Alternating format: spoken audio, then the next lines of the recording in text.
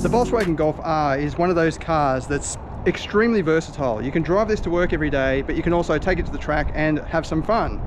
Here we've got the new black edition, which is a special edition for Australia. It's got various little, mainly cosmetic stuff, but it does come with these forged alloy wheels. The main thing you'll notice is these spokes, they're quite thin, and that's only because they are forged. So they still have plenty of strength in them, and you can have those thin spokes. But interesting fact, one of the engineers said that you can do about 18 laps on the Nürburgring with the Golf R. You can do before it starts to overheat and so on, whereas with these wheels specifically, you can do 21 laps. So 3 extra laps. That's a 20-kilometer circuit, by the way, too. So if you are looking to do lots of track day stuff, I think these wheels would be the pick. They're lighter as well. They're about 2 kilograms lighter per corner, which helps to reduce unsprung mass. It's very windy today, and I lost my little sock for my microphone, so sorry if it's a bit noisy. We'll jump inside and have a quick look. Aside from the black edition, there's also a new Womanow, I think that's how you pronounce it, pack. It's named after the village where Volkswagen is born, basically, and it brings in Akrapovic exhaust system and carbon fiber treatment for the exterior and interior. That's around 6.5 grand. This black edition is only around 1,500 more than the standard Golf R. So looking at buying some aftermarket wheels, you're going to be spending more than 1.5 grand for a set of 4 anyway. The other main difference for the 2025 model is this new bigger touchscreen. I'm not a huge fan because there's my line of sight and it's actually just interfering with my view a little bit. I'd rather a thin screen, but that's just my personal preference. I don't really like all these screens and so on. It does make it hard because when you're driving along and say you want to change the driving mode out on the track, you've got to you end up your hands moving all over the place. Whereas if it's a physical button, you know where it is, and it's I find it's easier to engage with the different functions. It is a very good screen though. It's got nice graphics. I'll just start it up for you. Here we've got the different drive modes. We'll try out a few. We did some driving yesterday up in the mountains to see how it handles on a fairly rough road actually, but a nice spirited road. So we'll jump to that footage first and then we'll do some track stuff as well. But yeah, you've got your main menu button up here and it's got all your apps in a very conventional grid layout. And in the back, it's probably not the most spacious of all of the hatchbacks if you're after absolute space, but you got to remember this is all-wheel drive, so it's got a differential at the back there and a tail shaft running through the middle, so it has to take up a bit of room, but I'm comfortable. Like, my head's nowhere near the ceiling and I've got a decent amount of leg room. Got little pockets in the back of the seat too, which is cool if you've got kids or whatever and they want to put their phone in the back. You've also got climate vents and climate control. And up at the back, it's not the biggest boot in this class, but again, this is all-wheel drive, so you've got to remember there's a differential and driveline gear under there. And you've just got the speaker for the audio system with some extra storage. All right, we'll go for a drive now. I took the black edition, but we do have the normal Golf R as well. They're pretty much the same. You can't really feel the difference. This is more of an exclusivity thing. The other main change is a boosted engine. The 2-litre turbo now produces 245 kilowatts and 420 newton meters, up from 235 and 400. Fuel consumption has increased though, from 7.8 to 8.3 litres per 100 kilometers. Alright, on the road in the new Golf R Black Edition. What I love about the Golf R in general actually is the suspension. It's got what I would call a rubbery confidence. It can capture bumps, absorb bumps, but with a very tensed feel, and it doesn't jolt or crash about hardly at all, but it's still got excellent body control. Like, there's no body roll or anything like that. Well, there's a real tiny bit, but it's actually a playful amount, so you can throw it around. It just makes it feel fun to drive. Of course, it's also got all-wheel drive, so in conditions like this, it's perfect. You can give it pretty much full power and it's always going to provide grip. It's never going to just step out like a rear-wheel drive or understeer like a front-wheel drive. The new model has also got a very clever differential system whereby it can send, most of the time it's in the sport modes, it's sending 25% power to the 2 front wheels, and then it can send the remaining 50% to either the left or right. So if you're going around a left-hand bend, it can send that whole 50% to the rear right, and that helps push the car around the corner. That's kind of what helps with the drift mode as well. When you activate that, it pretty much sends all the power to the outside rear wheel to help push the car around. It does have some fake sounds coming into the cabin, which I find a little bit annoying. I wish, you know, the cars are getting quieter and quieter these days, but I'd rather just have a quiet engine than fake sounds coming through. Like even through there, it didn't like crash, it just was firm, but it didn't, yeah, jolt me around. But yeah, I'd rather just have a quieter engine than just fake sounds coming through. It's a little bit off-putting in my opinion. I mean, the sound is actually pretty good in this. It's not some weird futuristic sound. It does sound like a 2-litre turbo kind of thing. As before, you've got a D and S mode for the transmission, but when you've got it in the track modes, like I've got now, it's in Nürburgring mode, you've actually got an S Plus mode, which is quite aggressive but also adaptive. So if you're really on it, it'll hold off upshifts all the way pretty much to redline, and if you're mid-corner, I'm told that it'll actually hold the gear, it won't upshift automatically, which can upset the balance of the vehicle. But then you've also got manual mode as well. You just flick one of the paddles and it will actually hold to redline, it won't upshift, it will bounce on the rev limiter. Whoops. Put it back into the plus mode and try that again.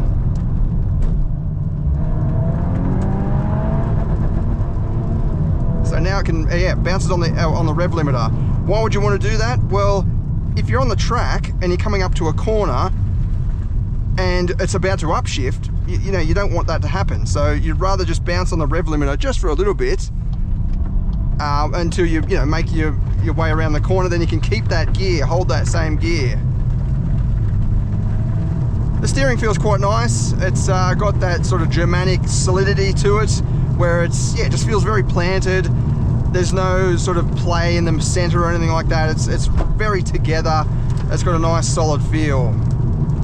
It doesn't offer the purest feedback of all hot hatches in my opinion, but there's certainly plenty of feedback there to allow you to have fun and understand what the tires and the wheels are doing. Very sharp downshifts.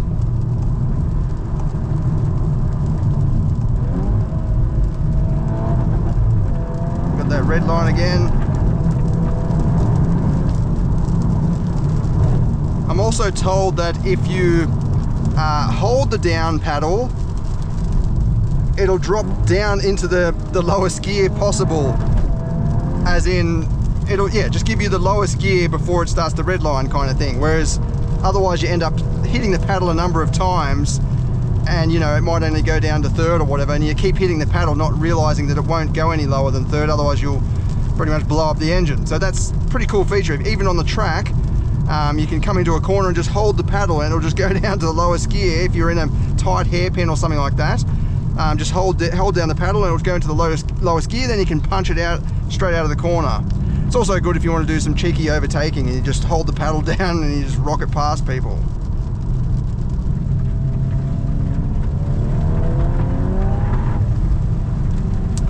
Just trying out the drift mode on the dirt here.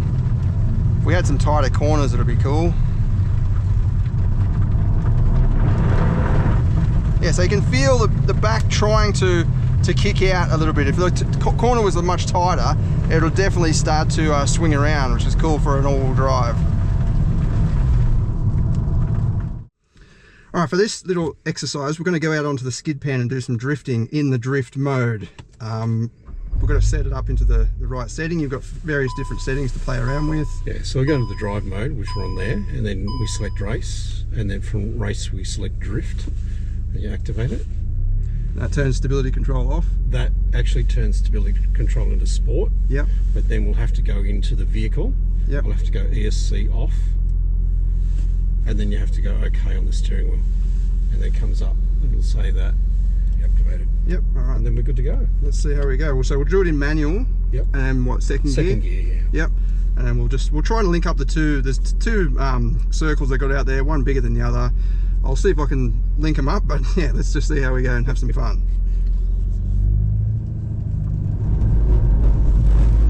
That's it. little bit less. That's it.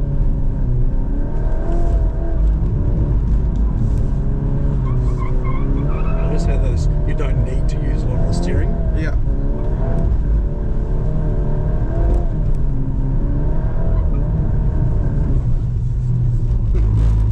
Starting to get the hang of it. Yeah. Trying to just gauge what the car's going to do. It's different to a rear-wheel drive. Yeah, it is.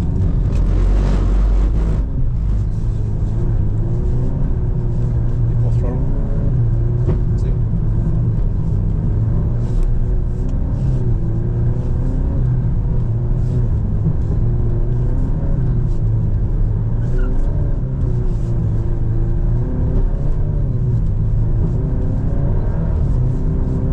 I think it is reading where your steering angle Yeah, it is is. as well. Like, Yep, definitely. if you've got it hooked, it will think, well, maybe it thinks, okay, you want to keep going, kind of thing.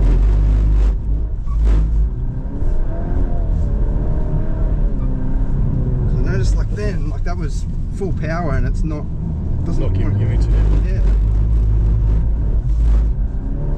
Just about learning, I guess. Learning the car.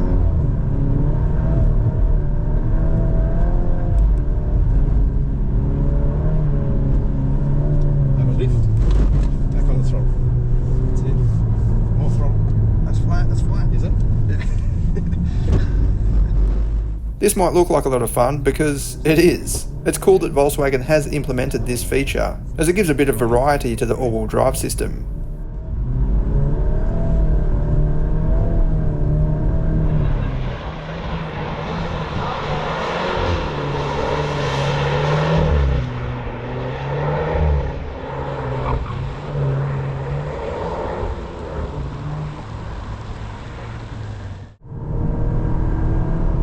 So when you're in sport mode, you don't get access to that Sport Plus or S Plus for the transmission. So it will upshift by itself, even if you're in the manual mode. You've got to wait until you flick it over to a race mode, and then you can access M Plus, and then you've got full control.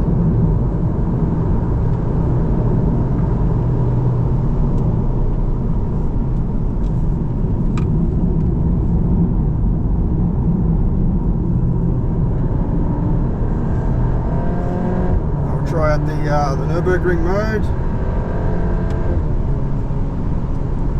Thank you. And if I just pull one of the paddles, we'll get the manual mode. Yeah, you don't have to downshift all the time in this. Like coming into a tight corner, you can just leave it in third and just ride that torque. It's got awesome mid-range torque, but you can also rev it out if you want to as well. That's 180, 190, 200.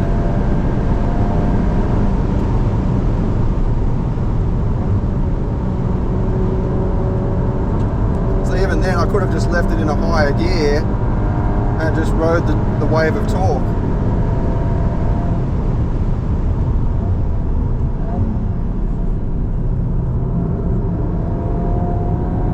You can feel the front end pulling around though, that's handy. All-wheel drive.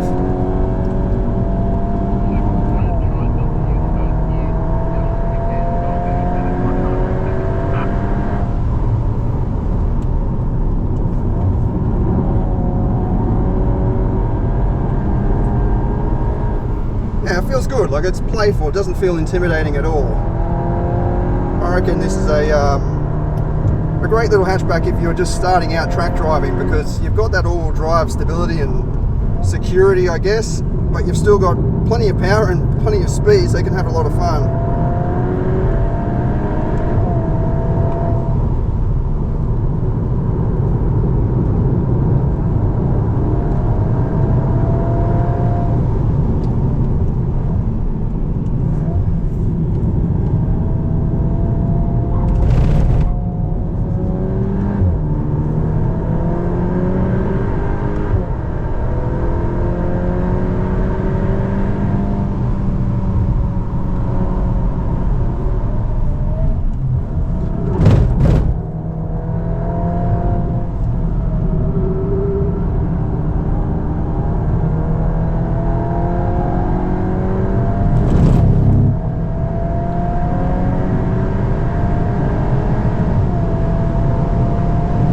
Yeah, great little hatchback.